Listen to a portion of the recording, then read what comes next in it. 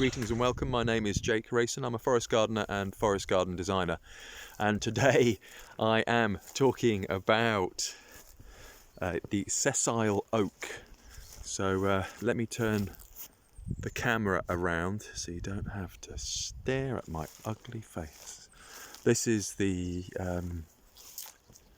ornamental forest garden, which is still very much in the early stages. Lots of grass, down, various things going on, trees that you can't really see, windbreak along the back, a wildlife pond there, the platform, and heading west. There's some ash trees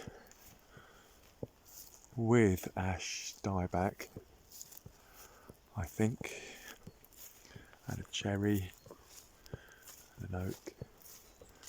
There's a sycamore here, next to an ash, another ash, and here is a European, there's a hawthorn, and then there's a European barberry here as well.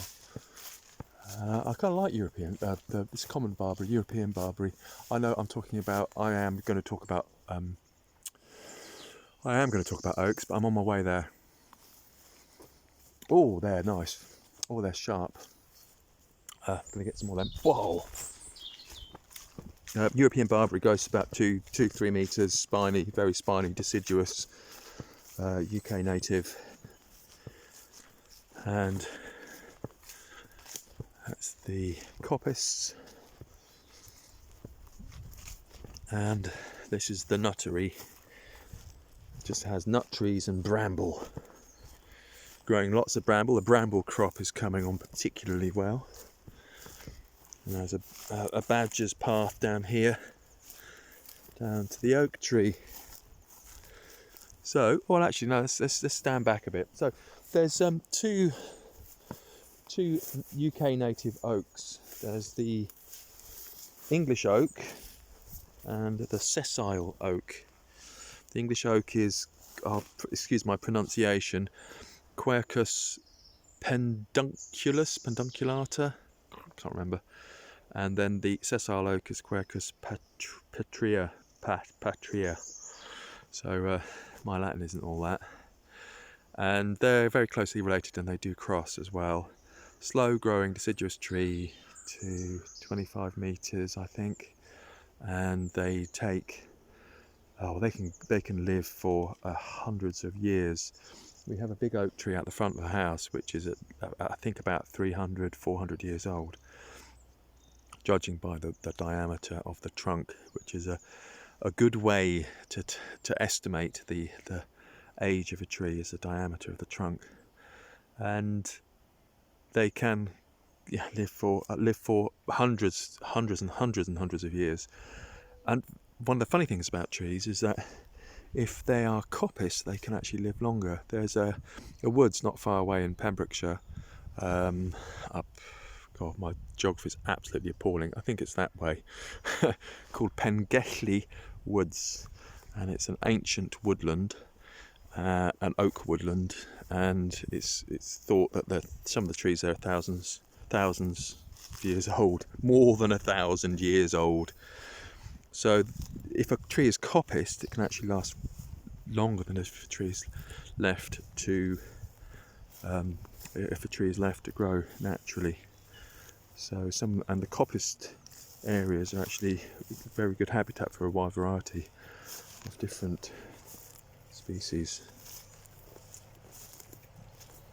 So I haven't actually been down. I was meant to come down and do a little recce, but there's been an awful lot going on, so I haven't. This is the oak tree up close, and of course I can't find any acorns to show you the where it gets its name from. I knew I should have. There's a way to tell from the leaves, which I can't remember, and then there's a way to tell from the acorns. And basically, with the acorns, if there's a long stalk on them, about normally about that much, then that's an English oak. And if there's no stalk, you have the acorns are like clumped together, then that is a Sessile Oak. And Sessile Oaks tend to grow in more, kind of wetter places, better off with clay, more clay soils. I can't find the acorns, so that's a bit of a... We've had absolutely thousands of acorns on all the trees pretty much. So I thought it'd be just a question of coming down here and finding some acorns on the tree, but no such luck. And I was going to show you the tree. So we're very lucky here. We've got there's about 8 acres in total. 2 acres is woodland, steep sides of the Kerry Valley. So the River Kerry's down at the bottom, and yeah, this is an old pasture which has gone over to nut trees and bramble.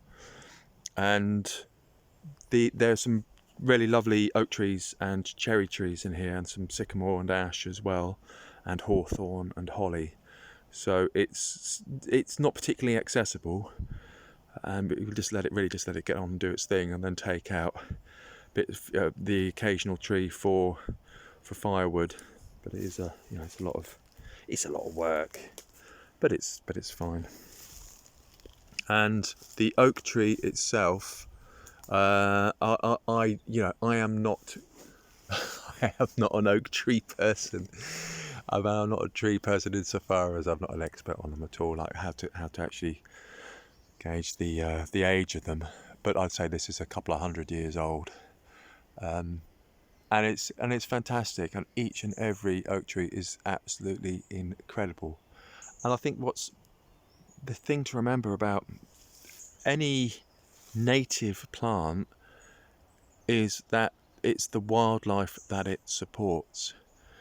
And the beautiful thing about native plants is that they're different depending upon where you are in the world and where you are in a country. It's not just, oh, it's native to the UK, it's native to Wales, it's native to West Wales. There's a greater preponderance of particular species in different areas. So it's very, very specific, and there is a great deal of variety, and just a huge variety of plants that work well together. So that the what they call polycultures. So if you just look, and I haven't come down here, this isn't kind of, I meant to do some research about different lichens and things, and I've had to unfortunately do paid work to pay the mortgage. But there's a huge variety of different species of lichen, and lichen's one of the things I'd love to know more about. So you've got moss, and I did do a little bit of learning a while back, but I've forgotten all the names of them. So there's one type of lichen here, and if you look on the branches, you'll get there's a shaggy lichen, I think it's called oak moss lichen. I think, could be totally wrong on here. You gonna come into focus? So hopefully that's in focus. And so there's one type here, and there's another kind of scaly type around about here. And yeah, there's just a vast number of different lichens. I mean, I've kind of counted half a dozen in one spot before on an oak tree out the front, which is quite incredible, just that kind of diversity. So the thing to remember about an oak tree is that, yeah, they are slow growing, and you do need the space for them. Not everyone's got the space for an oak tree, but it's the principle of a tree having a tree or a shrub that is native, that supports wildlife. So what I did do was to bring out a list of there's a fantastic resource called the Database of Insects and Their Food Plants, and it lists all the insects that use a particular species as a food source. And what you've got to think about whenever you're thinking about a garden, you really want to be thinking about it as an ecosystem.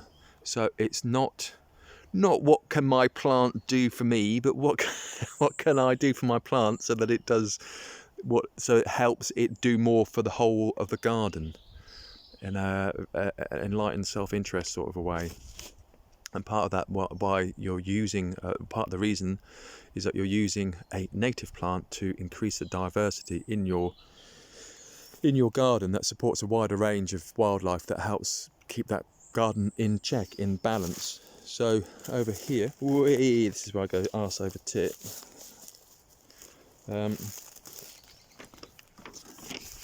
Here I've got my list, and I was going to get the list. I printed the list out, and then I thought I'll just read those out. And I don't know if you can see, I can't actually read them, they're too small. There is this many species for a Sessile Oak, and I can't even read any one of them, which is but you get the idea. That's something like 200 species. I thought it was going to print it out on separate pages so I could actually read some of them out to you. But essentially there will be flies, moths, like large moths, micro moths, possibly butterflies, beetles, coleoptera.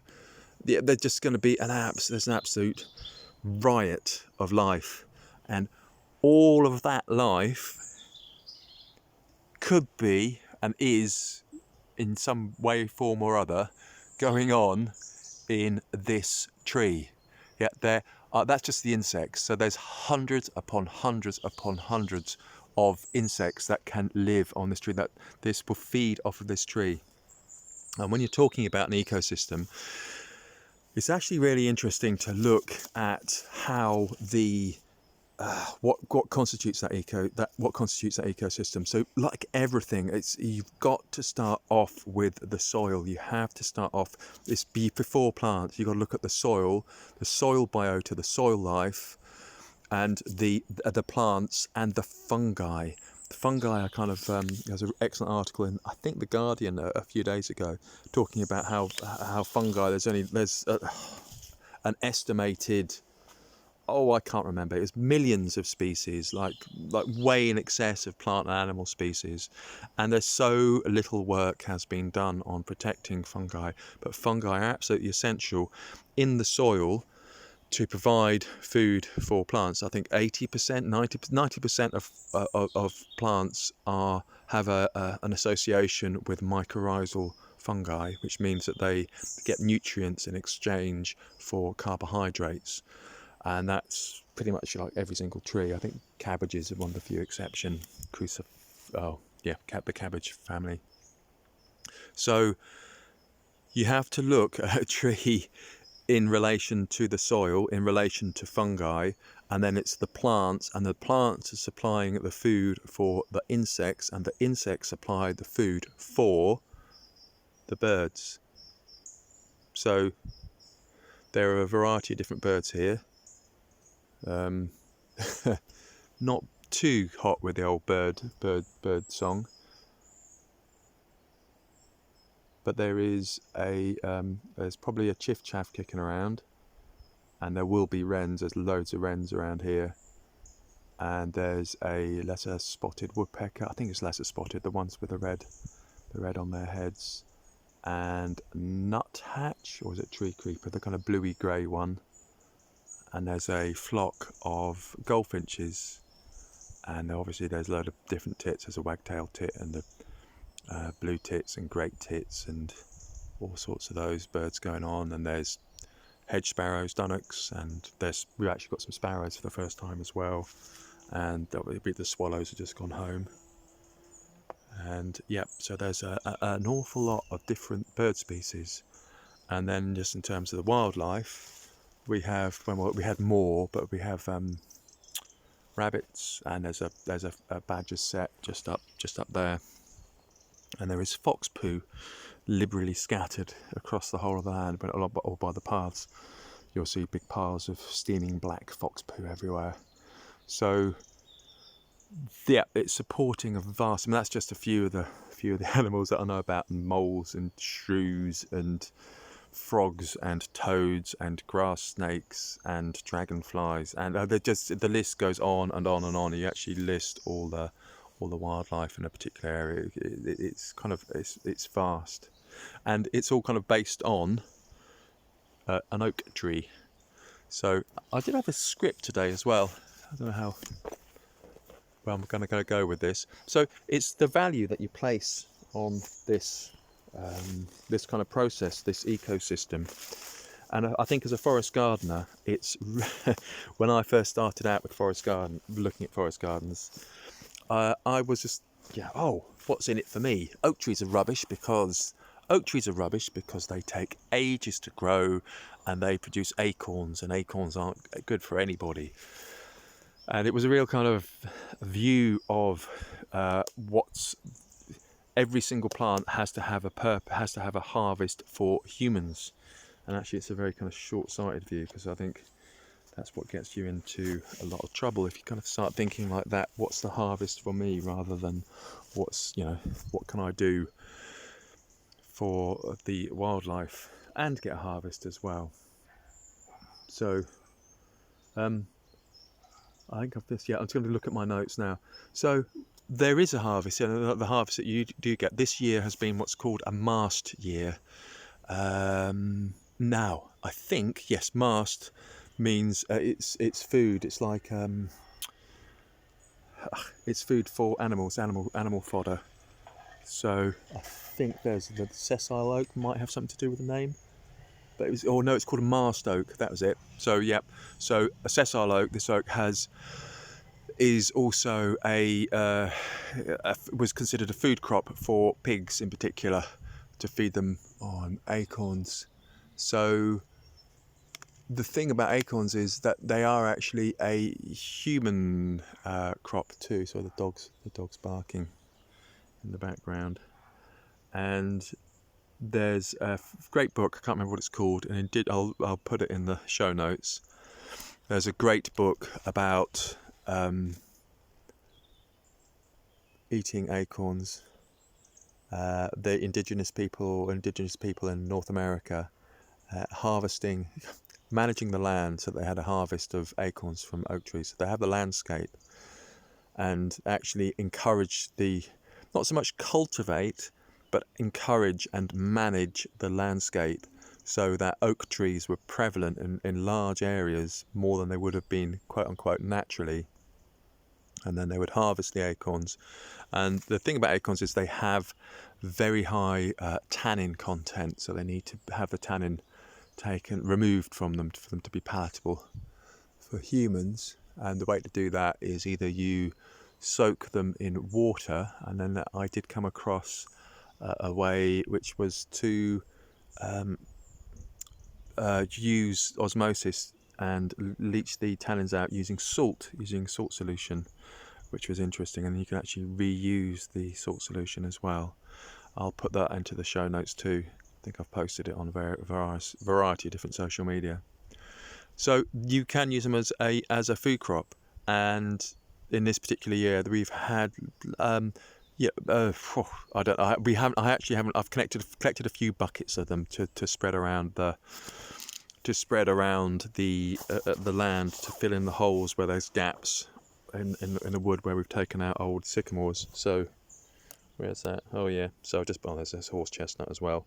So I've kind of been collecting them and spreading them about the place. But there'll be kilos and kilos and kilos of them from one particular tree. So yes, you can eat them. Not particularly set up to do it yet, but that'd be a nice little project to do. So, but then I wanted to talk about the value. I mean, there's all that, but as Oscar Wilde said, somebody who knows the cost of everything and the value of nothing. I can't remember who he was talking about, but that idea of how much is the value of an oak tree. And in purely commercial terms, this isn't worth an awful lot, because it's kind of forked. There's not like straight wood in there for timber. It's kind of firewood, I would have said. If you're going to chop down a 200-year-old oak tree, that would get you firewood, which is worth, I guess, about 500 quid, maybe. Not masses. It's not big. I'd say it's about 18 metres tall, this tree. Around there, 15, 18 metres. So probably about 500 quid's worth, 600 quid's worth of firewood in that, and that's the monetary value. That's the price, and that's one tree that's supporting hundreds of species of insect and hundreds of animals, other animals, and lichen and moss and ferns and just the whole lot. And it's not worth very much, is it? So that's the problem. I think this is a problem we've got with capitalism, is that the value of things is just the cost. It's just the money value. There's no kind of greater appreciation of the value. So HS2, for example, which will take, I think, about 10 minutes, maybe 15 minutes, maybe 10 minutes off the train time from between cities in the north and London. I think it's 122 ancient woodlands have been, or are being at this very moment, being destroyed by HS2. And in those woodlands, there will be thousands of oak trees just like this. Trees which have been growing for hundreds and hundreds of years, like this, are being chainsawed down, cleared out the way, so that some business people can travel 10 minutes faster to London. And that's ecocide. That's not justifiable. That's absolutely bonkers.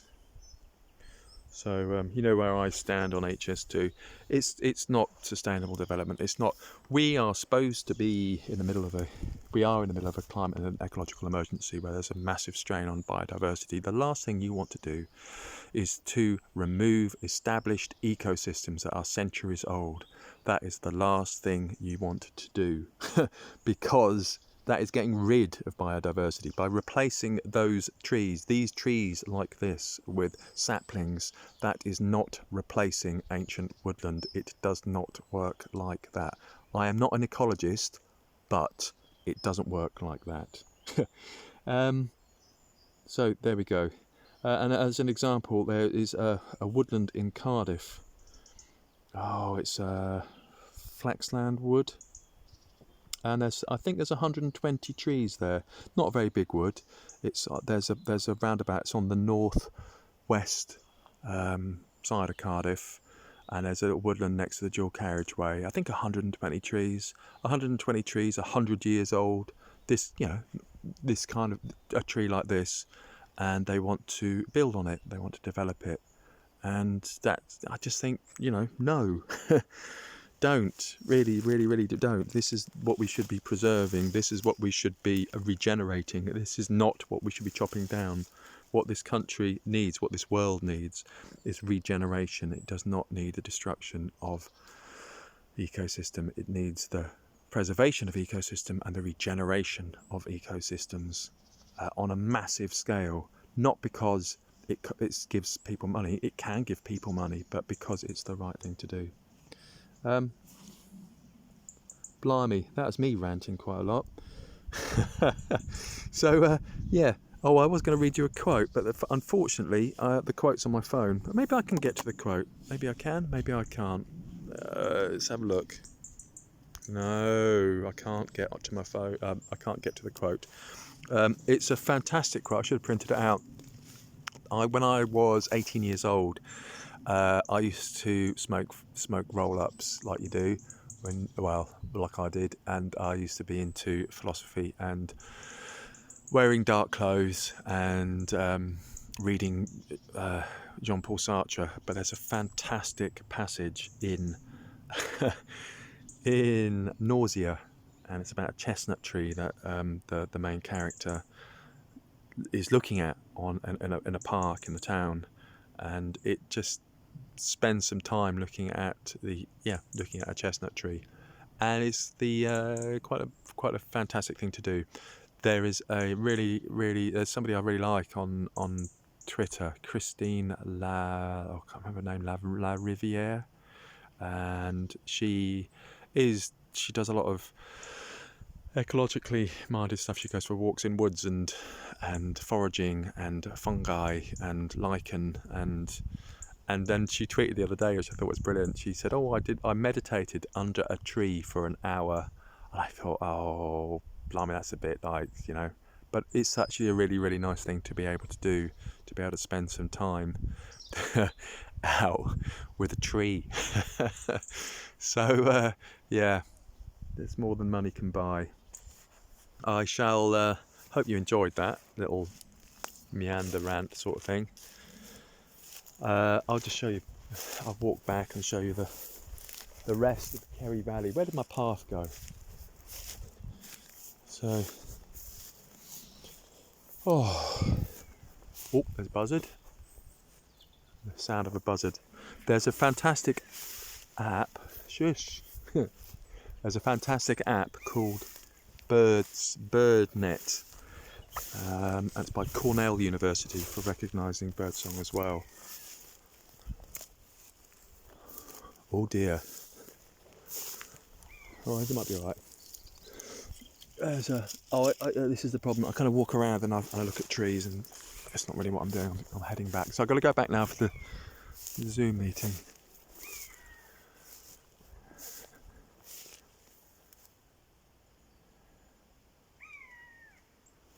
Where is it?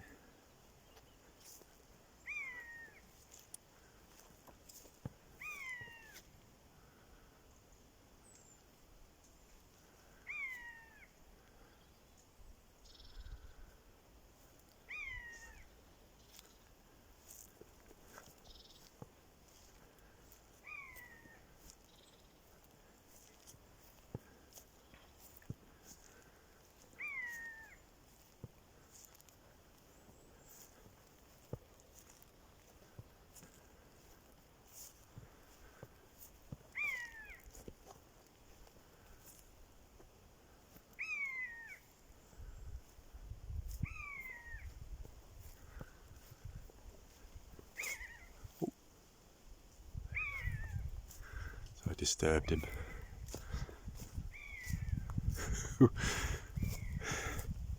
Bloody humans poking their noses in. They're sitting up in the ash tree up there. There we go. Right, I'm going to head home. Hope you enjoyed the buzzard.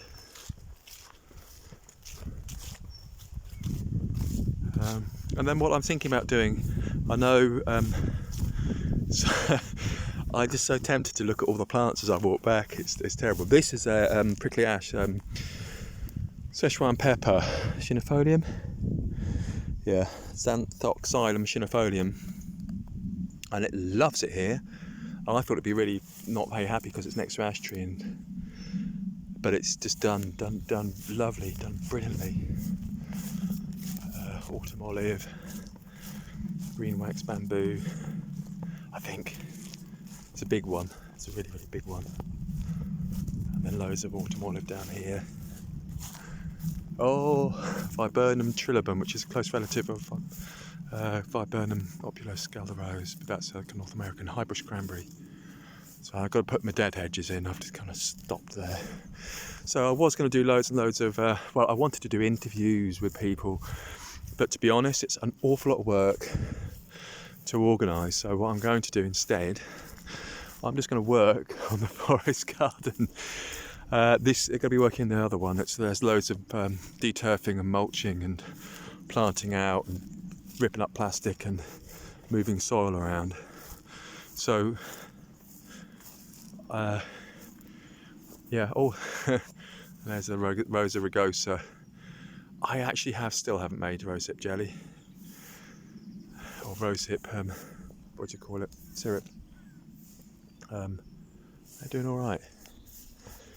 So what I will be doing, I think, for the live stream, I know it's a bit dull, but I will actually just be doing work, and I'll set the work up in the garden, and then I will be working in the garden and explain what I'm doing. Here's some more wildlife. It's a pre-vegan chicken. You all right, chick? This is Betty. You all right? Yeah, it's all very exciting. Where's Joan? Anyway, so I will be doing. I'm just going to be doing forest garden stuff. I mean, as in me in the forest garden, because I just want to get on with it. To be honest, now I've spent hardly any time out here.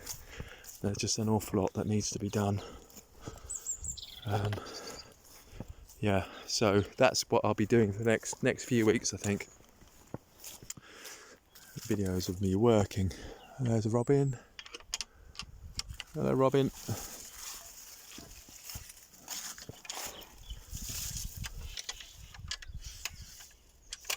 A jay, I think, as well. Right then. Dino bird. Right. That is a jay, I'm sure it's a jay. They sound like squirrels. Squirrels are just, I saw one the other day squawking its head off on the summer house roof. They are bloody noisy birds. Anyway, let me squint. That was enjoyable. I'll be on the Zoom chat for a bit in a minute. Okay, see you in a sec.